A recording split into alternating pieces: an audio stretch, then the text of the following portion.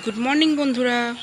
তোমরা সবাই জানো যে আমার শরীর খারাপ হয়েছিল, ভেরিসিলা অথবা চিকেন পক্স হয়েছিল। তো তাই আমি মায়ের কাছে এসেছিলাম। তো অলমোস্ট অনেকটা রিকভার হয়ে গেছে, কিন্তু তাও মা বলছে না আরও কটা দিন থেকে যা যা হয় আর কি। জানোই তো তোমরা তোমরা তো ফিল করবেই, যারা যারা মেয়েরা আছো, যারা মায়ের কাছে আসো, বাপের বাড়ি যাও, ঠিক আছে। আর এখানে কিন্তু আসলেই আমি কুঁড়ে হয়ে যাই, সত্যি মা কিছু করতে দেয় না, জানো তো। তো মাকে বলি যে এত কুড়ে করো না, আবার তো শ্বশুরবাড়ি যেতে হবে। মা তখন হাসে। তাও আমি জোর করে কিছু কিছু কাজ করে দিই। তো কালকে আমাদের এদিকে প্রচুর বৃষ্টি হয়েছে, দেখো এত বৃষ্টি হয়েছে যে কিছু বলার নেই। দেখো জল দাঁড়িয়ে গেছে।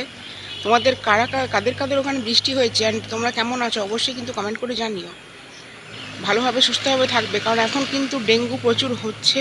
তো জল জমা হতে কিন্তু দিও না। আর আমাদের এখানে এমন পরিস্থিতি আছে, এখানে কিচ্ছু করার নেই, জলটা দাঁড়িয়ে থাকে আবার নিজে নিজে শুকিয়ে যায়। আসলে এত গাছপালা তো দেখতেই পাচ্ছ, প্রচুর গাছপালাতে ভর্তি, কিচ্ছু করার নেই।